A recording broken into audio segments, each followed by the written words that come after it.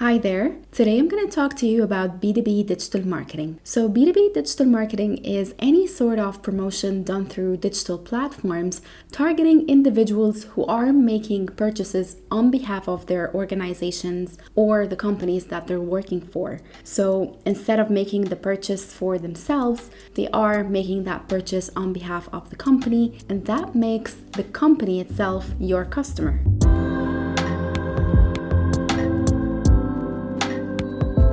So, marketing to companies is different than marketing to individuals or direct consumers, although mainly the same platforms are used, but the tactics and the techniques are a little bit different. So, the differences are many, but let's start with the goals or the benefits that B2B customers are looking for versus B2C customers. So, B2B customers are looking for purchases that will have return on investment for whatever that they're purchasing, the service or the product they're purchasing. They're also looking for efficiency because in business, time is money and time is everything.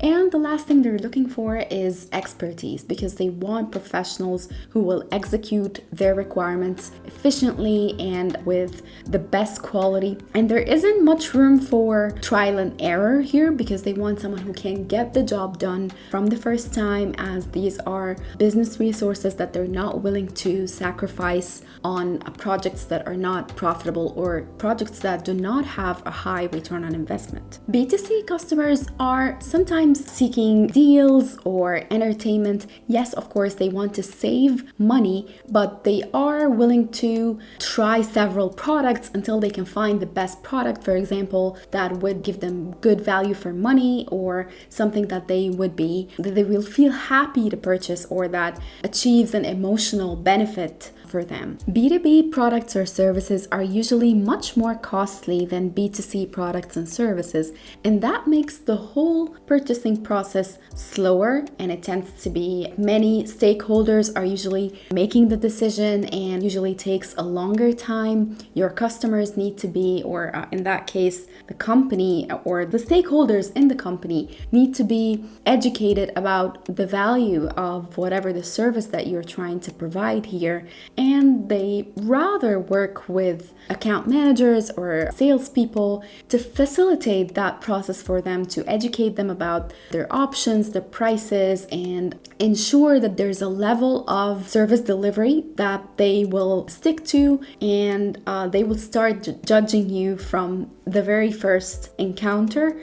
So that is a little bit different in the B2C world, where customers would rather actually do the purchase themselves online through e-commerce, or maybe make a quick purchase at the retailer or at the shop. So it's quite different when it comes to the purchasing process, and that's why your marketing or whatever the promotions that you're going to do before the customers actually purchase or sign up for your service is very different, and it needs to cater for the motivation or the goals of your B2B customers. So if you're just getting started with B2B digital marketing, I'm going to share with you today 6 tactics that you should incorporate into your marketing communication plan. So the first tactic is building your website. Now, of course, websites are now a must for each and every business, whether it's a B2C or a B2B, but the weight of your website and its importance is much more bigger when you're serving B2B customers. B2C purchases are sometimes impulsive. So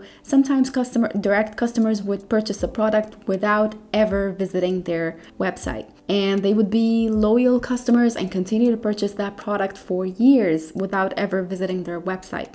But that's not the case for B2B customers, because the first thing that a B2B customer will do is visit your website, and they will judge how reliable you are, how efficient you are, from how you talk about yourself and how your website performs. It's updated, it's fast, it has a big portfolio of big names and case studies of things that you've actually executed before. So these are things that will make or break the deal for B2B customers, while it doesn't have the same weight for B2C customers. Today, website visitors have so many expectations of a good website, but if you're starting out building a B2B website, there are 3 things that you cannot proceed without. The first thing is that your website should be updated and monitored regularly. If you want to show that you're professional, that you're reliable, that you're working with so many different projects and you have a diverse portfolio of clients, then you need to show that on your website.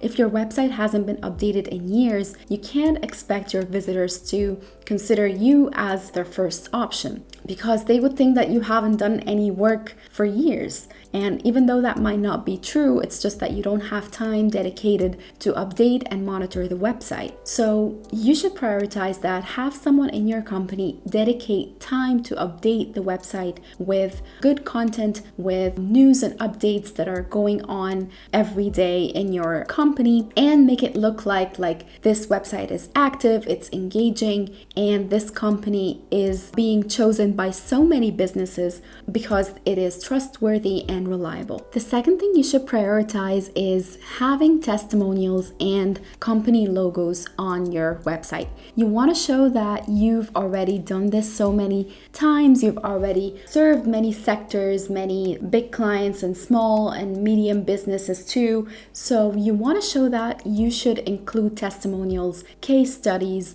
and even pictures or videos of how you executed that product, what the challenge was, how you solved that problem, and what was your client's feedback on the work that you've delivered. This is super important, and this is one of the first things that B2B customers will check on a company's website. Last but not least is having clear calls to action. Many times whenever we're auditing websites, we usually check a website and the company is talking about its clients, its services, how it can help you, but it's all me talking, and there is no clear call to action. So what do you want the visitor to do after they've gone through your services, or they've gone through the case studies or the portfolio of clients that you've worked with before? You want them to do something. So what is that thing? Do you want them to give you a call? Do you want them to send you maybe an email or an inquiry? Do you want them maybe to schedule a meeting with one of your sales team? Maybe they would request a quote or schedule a demo, maybe download a white paper so that you can educate them more about the services that you're providing. There are endless ways out there, and again, because the B2B purchasing process is not impulsive and is not short, so you want them to take the time, you want them to consider you without any commitment. So whether they're going to talk to your salesperson or they're going to download a white paper, you have to highlight that there's no commitment to that. We're just trying to help you, and we're trying to help you make the right decision, whether it's this service or that service. Basically, that you're here to help, but there has to be a clear call to action because you want them to do something and not just go through. So it's not like a catalog, it's rather you need an action out of them, and you need to have a strong call to action